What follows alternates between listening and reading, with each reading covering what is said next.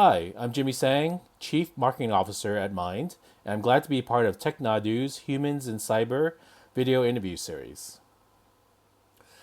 You've held senior roles across both cybersecurity and marketing. What attracted you to join Mind, and how does your background shape your approach as CMO? What attracted me to join Mind was the people, specifically the co-founders of Mind, Aran Barak, our CEO, Itai Schwartz, our CTO, and Had Ben Noon, our VP of Engineering. I've been in the cybersecurity space for over a decade and frankly consider data security as a tired and boring segment of the industry.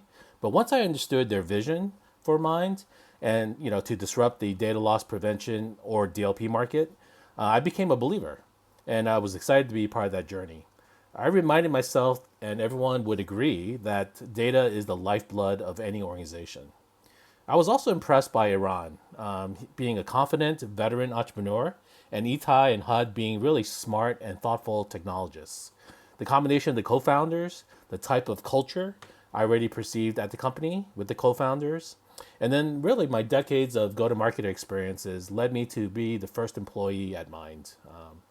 And also, I've been a part of late stage startups in my prior experiences, but never as early as a seed stage startup, which mine was in 2023. So I really wanted to take on the challenge of building Mind from the ground up and really impact its brand, its launch, and its future growth. My background shaped my approach as CMO because I was fortunate enough to be able to experience many different roles and responsibilities in my career over 2 decades. Thankfully, I didn't have to learn on the job at Mind. I started off in product management at several small tech startups. Then I transitioned to product marketing, especially at my first mobile security startup. And then when we were acquired by IBM, I transitioned to content marketing. So I had to learn and build a team around content marketing. But also we were part of these agile teams at IBM where we're responsible for both demand generation and business performance. So really with those experiences, I learned all aspects of marketing. And I decided to take a leap from there, from IBM, as the VP of marketing at Ponderance, responsible for all aspects of marketing. But ultimately I approached my opportunity at Mind as a CMO, its only marketing leader. So when I was recently promoted to my current CMO title, there was really no dramatic transition that was needed. Mind has positioned itself as a leader in the data loss prevention space. From your perspective, how do you communicate the company's unique approach to enterprises navigating complex data security challenges? The way we communicate the company's unique approach towards data security challenges is really through positive emotion and positive outcomes our customers can achieve. Data security and data breaches can be really complex and stressful challenges, right? And the typical cybersecurity vendor's approach is to sow fear, uncertainty, and doubt, right? That's what you call FUD, in order to generate action by their customers. But look, in our space, data loss prevention tools have been around for decades and are essentially used for compliance checkboxes and not for real data security due to their complexity and really the tons of resources that's needed to manage them. But what if, right? What if we can actually take a positive spin and show a brighter future? What if you can actually trust your DLP platform? What if you can automate your DLP program?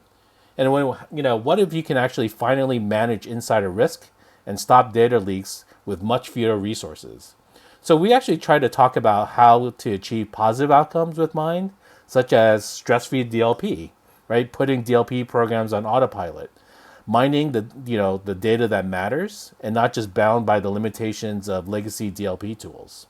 So ultimately with Mind, we want them to really see a light at the end of the tunnel and share our optimism of a better future and to allow their employees to innovate and be productive without fear and limitations. Storytelling plays a big role in cybersecurity branding. How do you balance the need for technical accuracy with the clarity and simplicity required to reach business leaders?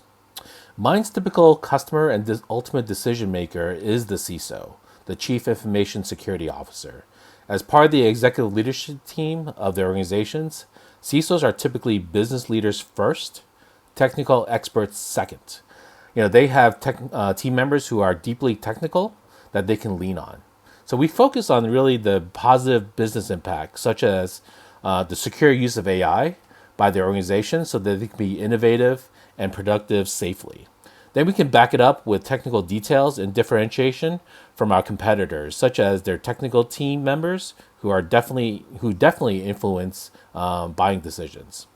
Our marketing team is very conscious of the journeys of our customers, whether it's the CISO or the data security analysts on the team. So each has their own wants and needs, and the stories we tell and the content we create help to educate on each step of their journeys to understand there's something better. How do you approach educating enterprises about the risks of data loss in a way that makes the problem relatable beyond technical teams? We try to educate on the risks of data loss from a business perspective, rather than diving into the technical details of data exfiltration, for example.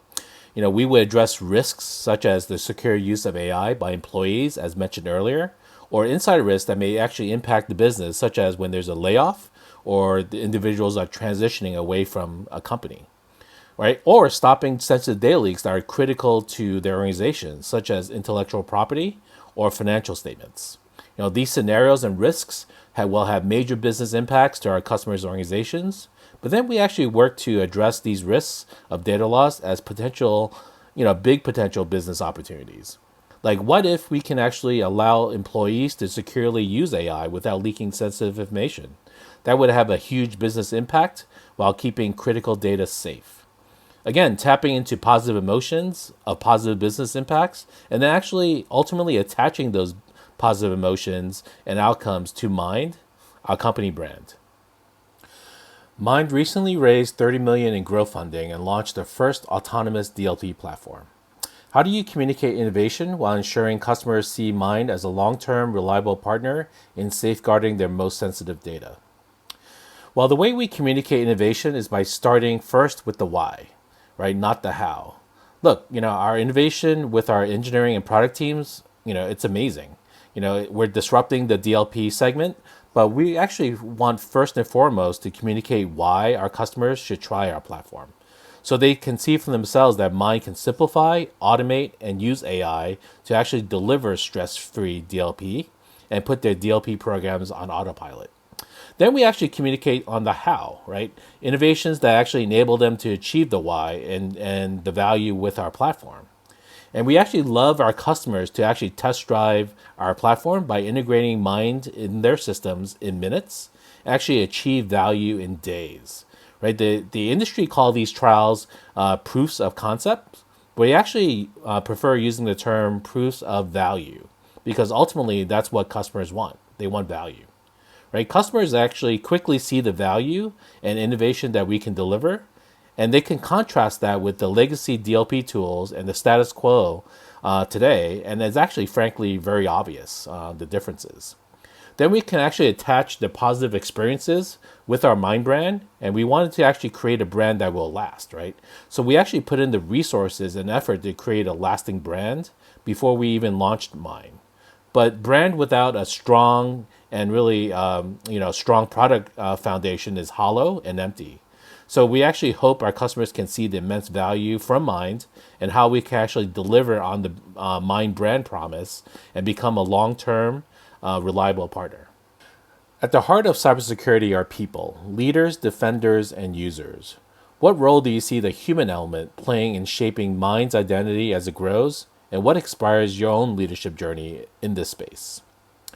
Well, the human element is key for Mind to be able to listen and empathize with our customers, right? We actually pride ourselves as being super responsive to our customers' needs and challenges, and they actually really appreciate it, leading to our great reputation for responsiveness.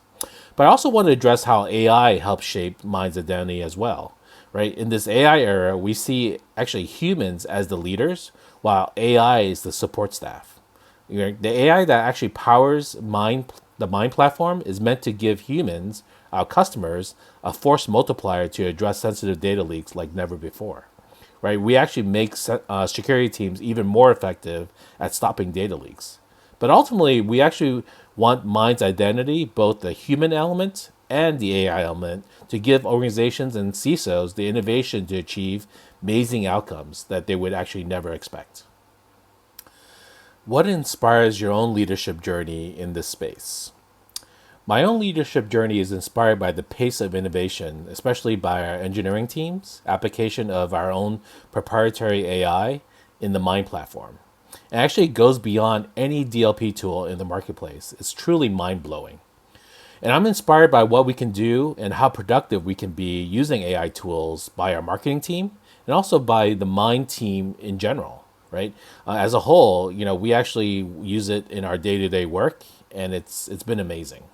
So it's truly the AI era where we're innovating at a breakneck speed, similar to the eras of the internet and the web, right? The era of cloud and the era of mobile. And I'm inspired to be living and experiencing this AI era. One final thought or piece of advice for the cyber community, especially if you're an entrepreneur at a stealth startup, and that it's never too early to bring in marketing at your startup. It may sound self-serving since I'm a chief marketing officer. I understand that. But if you spent months or years developing your product and you don't have, the brand, the website, marketing tech stack, and marketing people to actually fuel your go-to-market engine, then you won't be able to fully power the momentum of your product launch and early customer adoption. Marketing and product really needs to go hand in hand when your product launches and is made available to customers. Then your startup can truly take off.